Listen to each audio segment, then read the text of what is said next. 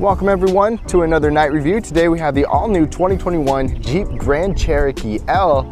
And first things first, we have approach lighting. So as you approach the vehicle, watch this. You've got the door handles are going to illuminate, the mirror is going to illuminate a puddle light, and you're going to get the lights in the front. So this is when you approach the vehicle on the overland trim and up. But in this video, we're going to take a look at all these exterior lights, the interior ambient lighting and controls, and get it out on the road and see just how well these headlights do. So first things first, let's start right up front with this new redesign. You've still got the signature 7-slot grille, but it's much more premium, bolder, more elegant, and you're going to get LED headlights on every single new Jeep Grand Cherokee. We've got the daytime running light running above that headlight housing. You also get LED fog lights down here. Those are going to be on the limited trim and higher. This is the overland model that we have, and we've also got this blinker. So you've got an LED blinker. It is full LED up front. I think these lights look really slick. They're slim, they're sleek, and it just looks good on this new Jeep. Now in darker situations, this white light really shines. It's really premium looking with this Jeep. You've got the marker light at the front corner. You've got the blinker in that mirror. So you've definitely got some good illumination on the side body and that approach lighting that I showed you earlier. Here's a good look at the side body, and this has the air suspension, so the vehicle is actually lowered. If you want to see a full review with all the details and how that works, be sure to look in the description below. I'll have one coming out soon. But let's work our way to the back. Jeep gives you full LED or LED taillights on every single model. We even have the LED blinker. That is a red blinker as usual for the Jeep brand. And I like these slim LED taillights. What do you think of those? They match the look of the daytime running light in the front. And then you've got LED license plate lights as well. Let's go ahead and hop in. This does give you a hands-free activated liftgate, but I just pushed the button.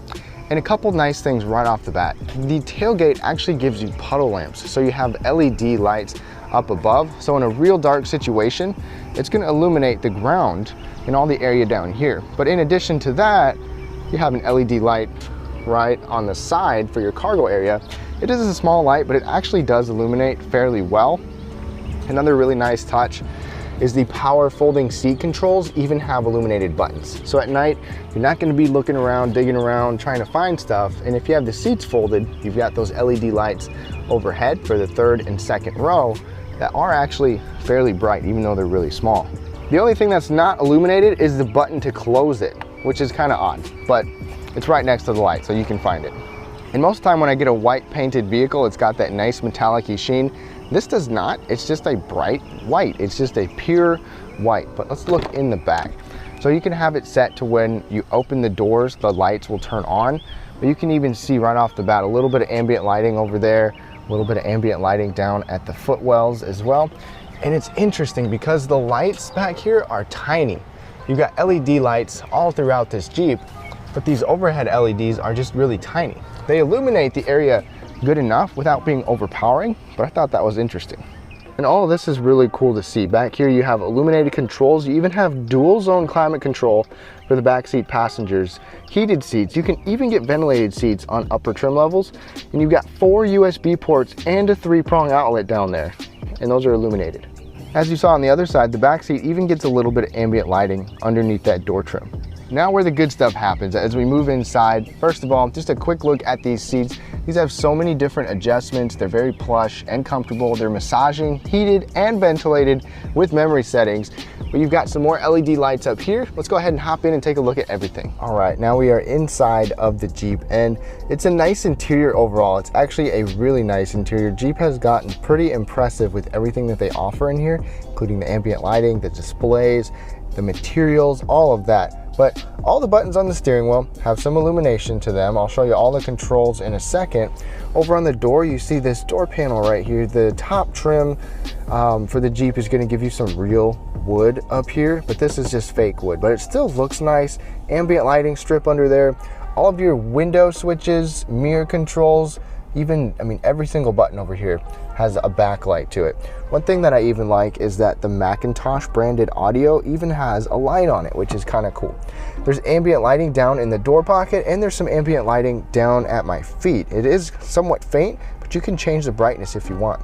On the dash right above the headlight controls, you also have some ambient lighting there. Here's your headlight control, automatic fog light button right there. And then I really like this. So you get headlight controls, or not headlight, but brightness controls for your interior all the time.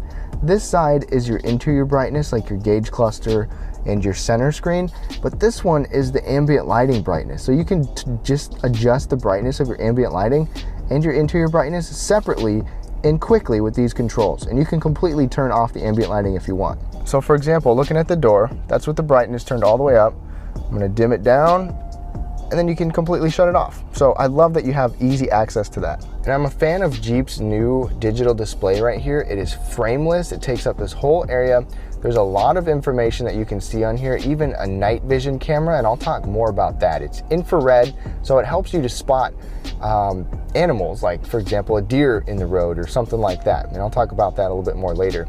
Your driver assist features, and I'll go through this a little more detail later, but all sorts of information is available and easily accessible on here. And it's similar setup to other Jeep vehicles and Chrysler vehicles and things like that. So it should be easy for you to navigate. And then over here, we've got this nice large touch screen. It's the latest version of Uconnect. It's easy to navigate. It's very touch sensitive focused. You don't have much for physical buttons, but you do get a volume knob and tuning knob. But I gotta say, it's very clear. Everything looks really nice on here. So go to apps. I have it as a favorite, but you can have favorite apps. And for example, ambient lighting, we've got 5 different colors of ambient lighting. And you can see pretty much where all the ambient lighting is, like I've showed you, your footwells, on the dash, the doors, and you can change the color just by pushing that. And that's pretty cool. You've got yellow, red, white, and you can turn it all off, like I showed you with that switch earlier. And change the brightness of it. But I like the colors. I think it looks pretty cool. And got it on red. So you've got some nice red over there and some red down there. And when it's really dark, you can definitely see how much it pops. It's pretty similar to what it looks like on the screen. And moving down a little further, it's also nice to see that all of our climate control buttons, heated seat, heated steering wheel, things like that, everything has a backlight to it. So there's no looking around or missing it when it's time to turn those on. And same with the charging ports down there. You've got 4 USB ports, a couple different types of USB ports, even backlighting around your 12-volt power outlet. So that looks pretty cool as well. And same thing down here. I don't like all the piano black, but I'll talk more about that in the full review. Every single thing has light. Even the shifter right here has a little bit of light around this ring, which looks pretty nice. Even the cup holders have a ring of lighting around them as well. And this whole little center stack, I am filming this at a little bit of a lighter time than I normally do. Does get a little bit of overhead ambient light. So in real dark situations, you can get light from that little ambient light right up above. And then opening the armrest, there's no light in this top one. We have a 2-tiered storage area, but if we open this up, the bigger, deeper one, you do get a light to illuminate any of your goods in there. I'm happy to say Jeep gives you a locking glove box. It's also softly lined and it's illuminated. And check this out. At night, this camera even works. It's a rear view mirror camera, so you can see exactly what is behind you. Otherwise, you get an automatic dimming rear view mirror with garage controls. So you can have it be a normal mirror or a camera, which is cool. Your garage controls are right over here, and those are even backlit illuminated too, so that is nice. Over here you've got LED lights, and I like how we have actual buttons that do have illumination to them. So you've got real buttons to turn on the LED lights. You can turn on all the LED lights with that button, and then if you open your door and you don't want your lights to turn on, just push that one. But even your sunroof, your lift gate opener, everything has a light up here too. Okay, we're gonna try out the night vision camera. So right now, I'm still in the vehicle, but we're gonna see if my microphone can reach. I'm gonna run out, down, straight in front of us, to about the end of the headlights and see if we can still detect myself. So right now, obviously, I'm pretty close to the vehicle walking out. I'm curious if it should have a little yellow box around me. Now I'm gonna kind of weave back and forth a little bit. The yellow following is infrared and thermographic sensors and cameras, so it should be able to detect me. All right, so my microphone started cutting out because I was far enough away, but basically I got up on the hill just above and beyond where the headlights can see, so kind of a real life scenario if there's actually an animal quite a ways down the road or a person or something that has some heat signatures, you know, I moved back and forth to see if it would lose me, and it seemed to do a pretty good job. So hopefully in real life situations, this would work and alert you if you're gonna hit something. All right, let's take a look at the actual headlight beam pattern right here. So it's not a bad beam pattern. It's pretty bright right up there. Goes off to the side pretty good. We'll check it out in the distance in just a second. So low beams, high beams, definitely really bright right in the middle. And then if I turn the fog lights on, fog lights, those definitely illuminate off to the side really well. In fact, check it out, all the way over there you get some light, so that's nice. Now with the fog lights off, if I turn the blinker on, we've got these cornering lamps, so that's pretty sweet. It'll automatically illuminate. Same thing to the other side, turn the blinker on or turn the wheel, it will automatically turn that side of the fog light on if they're not already on. Now let's look off into the distance. So I like to get lined up with this hill for something off into the distance, and that passenger side is definitely nice and high and nice and bright, illuminating both of those posts. There's a definite dip right there, which is for oncoming traffic to prevent blinding them, and it's not much going on the left driver's side compared to some of the vehicles I've seen recently. So I'm curious to see how these do out on the road. They do not have IIHS ratings as of the time of this video, but let's go ahead and check them out.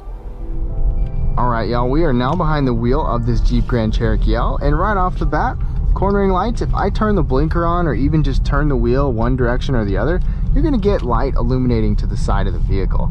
So if you wanna see full driving impressions, be sure to look in the description below. I'll have my full test drive out not long after this, but I'm gonna leave the high beams on right now, and they just shut off because they're in automatic mode because of the oncoming car. We'll flip over to this other camera in a little bit to get a close-up of the high beams or the headlights when we're out on a dark road going around some corners. But we'll check out the automatic high beam function and hopefully just give you a good idea of what it's like to drive this Grand Cherokee L at night. And the high beams just kick back on because they're in automatic mode. If you want to turn the automatic high beams on, you go into your settings, find your light settings in the main display, and click the auto dim high beam function. And then when you turn your high beam stock on to go forward into the high beam stock, then it'll just automatically turn them off or on depending if it senses other cars. Like right now, it just shut them off. It was a little bit late, but it shut them off for that car at least. So now turn them on, turn them back off. There's a threshold of speed where they'll be on or not. But I'm just gonna leave the automatic function on for now.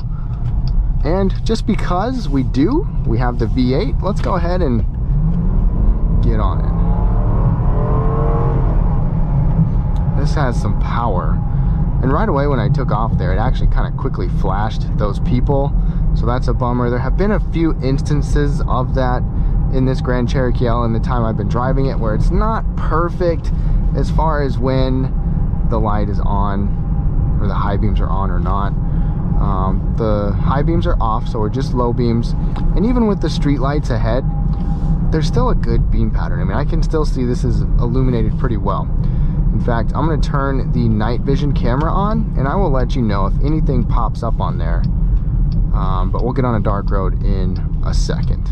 Okay, so now I'm gonna have just the low beams on. We're gonna get on a dark road, and I'm gonna switch over to the other camera right now. And it's always interesting to see how these headlights do as we crest this hill. So good distance out there, and then once we level out, you'll be able to see that headlight trajectory pretty well going into this corner. Definitely good distance on this side of the road. That's pretty good. You can see into that corner really well. High beams, low beams. This is actually illuminating better on the left side of the road than I thought it would, considering these are not adaptive. So still just the low beams. We'll turn the high beams on in a bit. What do you guys think?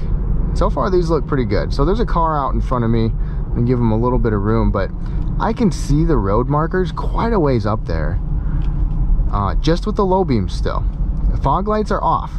Low beams, high beams. The high beams are great, really bright right in front. And then fog lights on.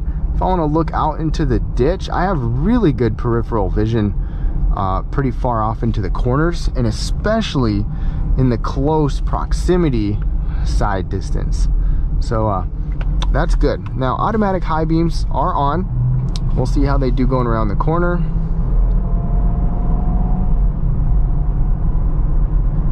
That looks good.